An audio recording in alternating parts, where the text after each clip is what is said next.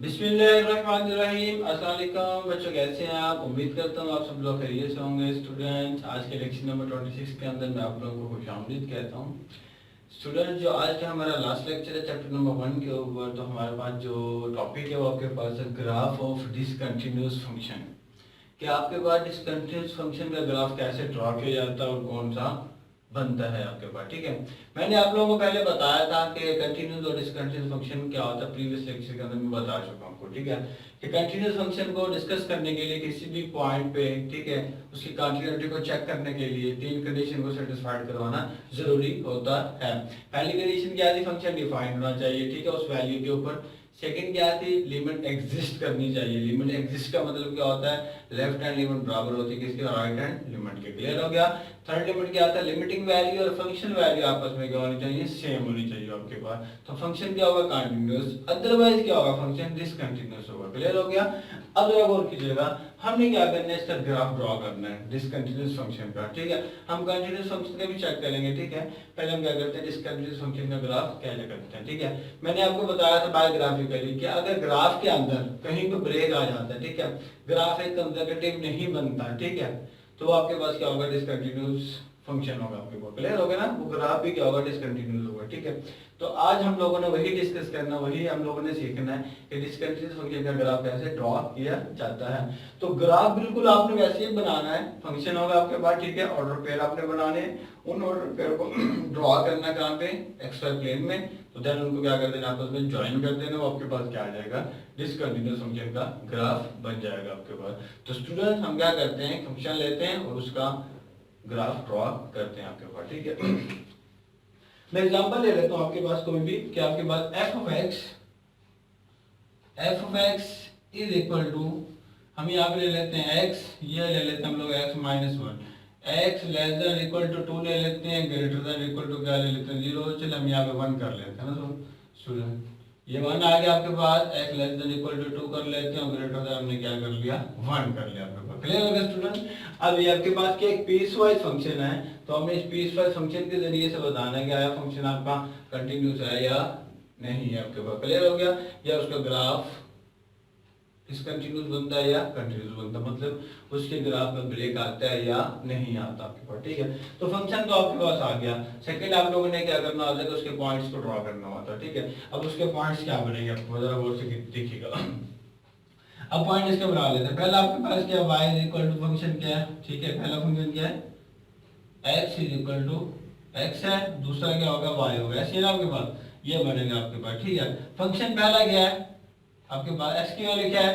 कि 1 है और 0 आपके पास। 0 से बड़ी होनी चाहिए और 1 से क्या होनी चाहिए? छोटी होनी चाहिए। हम 0 से स्टार्ट कर लेते हैं। ठीक है, 0.5 कर लेते हैं। क्लियर होगा स्टूडेंट? हम लोग फिर क्या कर लेते हैं कि 1 कर लेते हैं। ठीक है, 0.5 नहीं करना तो आप 0.8 भी कर सकते हैं। 0.8 कर लें, 0.8 के बाद आप क्या कर लें? 1 कर लें। क्लियर हो गया? ये हम पहले फंक्शन का टेबल बना रहे हैं, देन हम दूसरे फंक्शन का बनाएंगे। अब जरा गौर कीजिएगा, मैं x की वैल्यू 0 पुट करता हूँ, आंसर क्या आएगा? 0। मैं x की वैल्यू 0.5 पुट करता हूँ, आंसर क्या आएगा? 0.5। x है ना? मैं x की वैल्यू 0.8 पुट करता हूँ, आंसर क्या आएगा? 0.8। मैं x की वैल्यू 1 पुट करता हूँ, आंसर क्या आएगा? 1 आएगा। ठीक है, तो आप लोगों को लग रहा है स्ट्रेट लाइन ही बन रही होगी आपके पास। ठीक है, अब मैं दूसरे फंक्शन का ग्राफ बनाते हैं। x आपके पास है और y आपके पास है। अब जरा गौर कीजिएगा, इसमें 1 तो शामिल नहीं है ना, तो 1 पे बनाएंगे वैसे कि 1 पे आपके पास क्या आता है? 0 आता है। हम बना लेते हैं, 1 आ गया आपके पास। 1 से बड़ा नंबर क्या होता है? 1.5 कर लेते हैं। 1.5 के बाद 1.8 कर लेते हैं, फिर हम क्या कर लेते हैं? 2 कर लेते हैं आपके पास। क्लियर हो गया स्टूडेंट्स?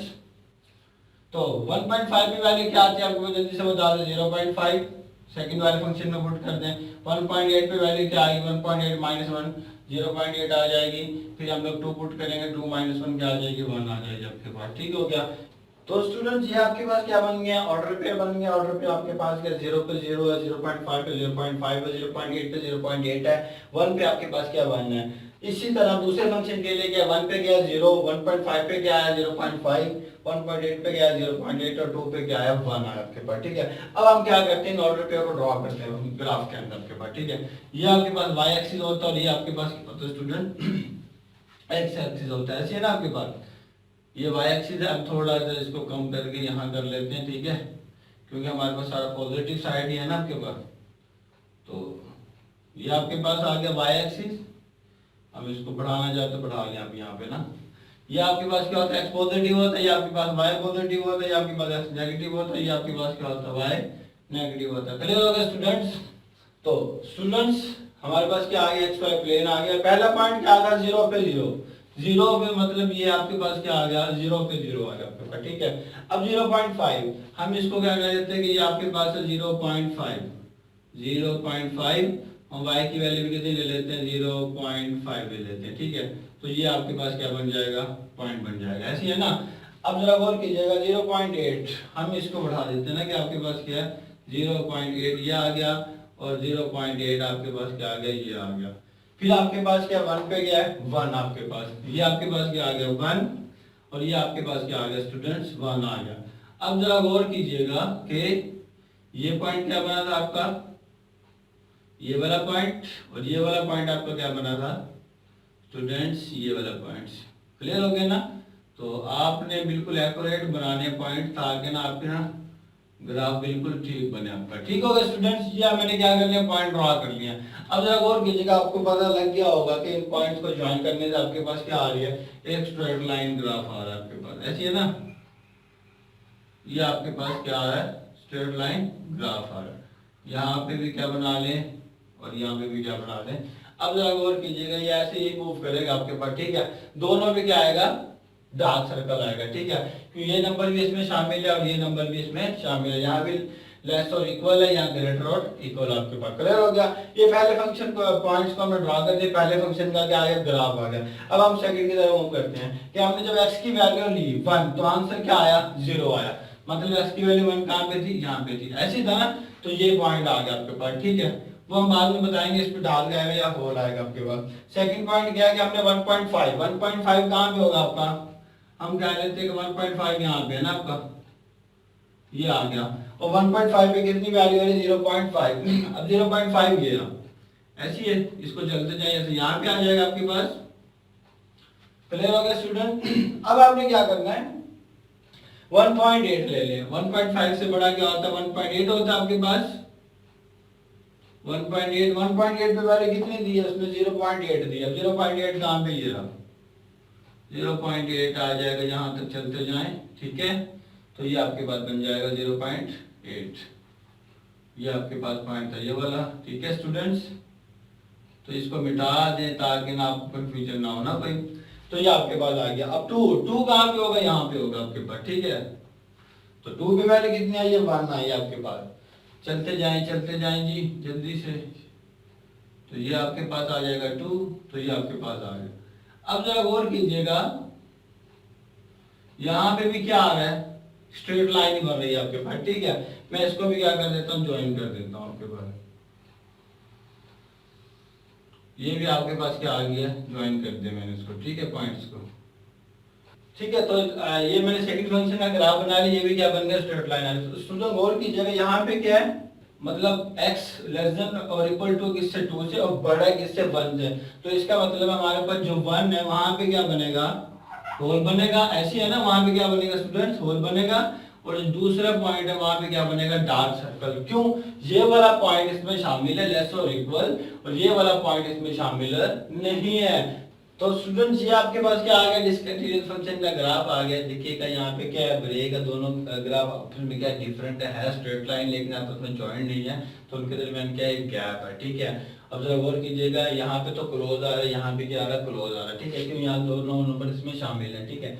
लेकिन ये नंबर इसमें शामिल नहीं है, क्यों, यहाँ पे क्या ग्रेटर ओनली, ठीक है, इक्वल का साइन नहीं है। तो इसलिए यहाँ पे क्या होल आएगा। मैंने होल का कॉन्सेप्ट आपको बताया हुआ, और डार्क सर्कल का मैंने आपको कॉन्सेप्ट बताया हुआ। तो ये आपके पास क्या डिस्कंटिन्यूअस फंक्शन का ग्राफ ऐसा बनता है, ठीक। तो स्टूडेंट हम लोगों ने एक अनदर एग्जांपल ले लिया। वो आपके पास क्या f of x is equal to x² - 9 divided by x - 3, और यहाँ बता दिया गया कि x आपका 3 के बराबर नहीं होना चाहिए। तो इसका मतलब ये डोमेन में तो शामिल है ही नहीं है। तो ये तो याद रखना है आप लोगों ने, ठीक है। जब भी ग्राफ बनाएंगे, अगर इस पे आप वैल्यू कैलकुलेट भी करते हैं तो वहां पे क्या आएगा, एक होल आएगा, डार्क सर्कल नहीं आएगा, तो ये पॉइंट तो उसमें शामिल ही नहीं है। तो हम क्या करते हैं, इसका पहले टेबल बनाते हैं, देन हम क्या करेंगे, आगे मूव करेंगे। अच्छा, ये फंक्शन आपका अनडिफाइन हो रहा है 3 पे, तो इस आपको लग रहा है रैशनल फॉर्म है, p/q की फॉर्म में, तो हम इस तरह के फंक्शन को रिजॉल्व कर सकते हैं, ठीक है ना, सोल्व कर सकते हैं। कैसे, अब देखना क्वाड्रेटिक फॉर्म आ रही है ऊपर, तो हम उसको ना फैक्टराइज कर सकते हैं, तो नीचे वाला फैक्टर कट जाएगा, तो आपका आंसर बन सकता है। देखना f of x is equal to क्या बन जाएगा,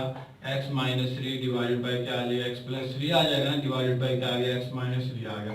ये आपस में कैंसिल, तो f ऑफ x कितना आ गया, जल्दी से बता दें, x प्लस 3 आ गया आपके पास। क्लियर हो गया, आसान हो गया फंक्शन आपके पास। अब आप क्या करें, इसका टेबल बना लें। यहाँ पे क्या होता है, x होता है, यहाँ पे क्या होता है, y होता है आपके पास। क्लियर है, अब x की वैल्यू मैं 0 लेता हूँ, आंसर कितना आता है 3। क्लियर हो गया, उसी तरह टेबल बनाना, x की वैल्यू 1 लेता हूँ, आंसर कितना आता है 4, x की वैल्यू 2 लेता हूँ, आंसर कितना आता है, जल्दी से बता दें स्टूडेंट, 5 आता है, x की वैल्यू 3 लेता हूँ, आंसर कितना आता है 6 आता है, x की वैल्यू 4 लेता हूँ, आंसर कितना आता है 7 आता है। ठीक है, हम इसी से क्या कर लेंगे, अपने ग्राफ को ड्रॉ कर लेंगे आपके पास।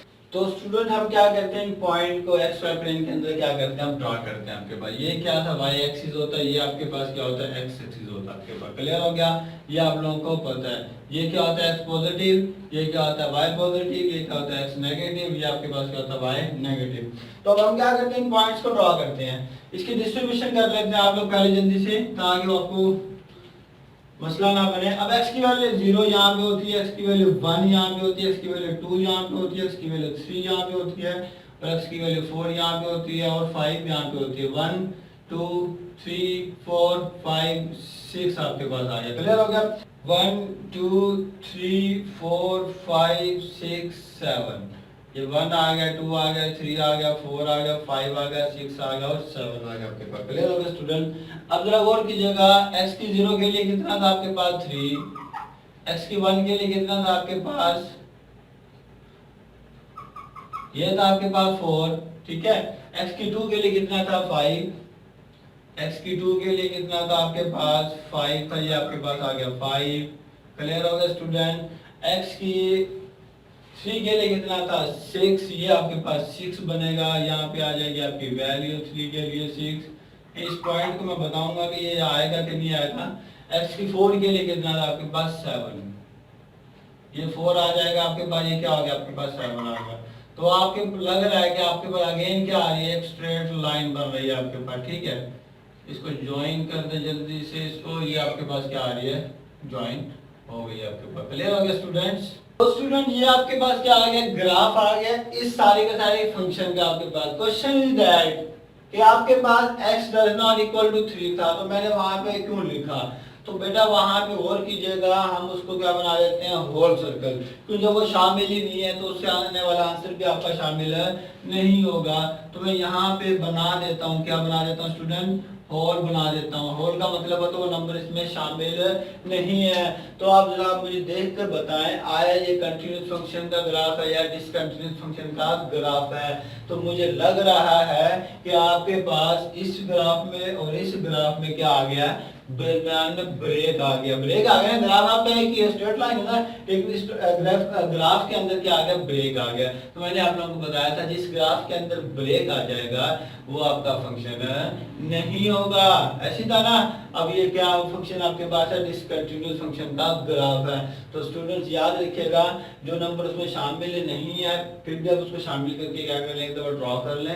तो ड्रॉ करने के बाद अपना क्या कर लें, आंसर कर लें, फिर वहां पे आप क्या करते हैं, होल का सर्कल बना दें आपके पास। ठीक है, तो ये फंक्शन भी क्या है, डिसकंटिन्यूअस फंक्शन आपके पास। ठीक है, उसका ग्राफ भी क्या था, डिसकंटिन्यूअस था। और जिस ग्राफ में ब्रेक आ जाता है आपके पास क्या होता है, डिसकंटिन्यूअस फंक्शन का ग्राफ होता है। इसको हम कंटिन्यूअस फंक्शन बना सकते हैं। ठीक है स्टूडेंट, इसको कंटिन्यूअस फंक्शन हम बना सकते हैं। इसको कंटिन्यूअस फंक्शन कैसे बना सकते हैं, अगर मैं इस फंक्शन को पीसवाइज फंक्शन में क्या कर दूं, कन्वर्ट कर दूं। किस फंक्शन में कर दूं, पीसवाइज। अब पीसवाइज फंक्शन में कन्वर्ट करने के लिए क्या होता है, उसको मैं ड्रॉ नहीं करूंगा, मैं जैसे आपको कॉन्सेप्ट देता हूं खुद ही कर लीजिएगा कि f of x is equal to x square minus 9 divided by x minus 3 where x does not equal to 3। Clear हो गया, ये वही फंक्शन है। अब मैं यहाँ पे लिख देता हूँ, आंसर क्या आता है 6 व्हेन x बराबर किसके होता है, 3 के होता है। अब जरा गौर कीजिएगा कि आपके पास दो फंक्शन आ गए हैं। ठीक है, पहला फंक्शन का ग्राफ तो यही बनेगा, पॉइंट सेम आएगा। ठीक है, दूसरे फंक्शन की क्या ये कांस्टेंट आएगा, एक ही पॉइंट बनेगा ना, x इक्वल टू क्या 3 है,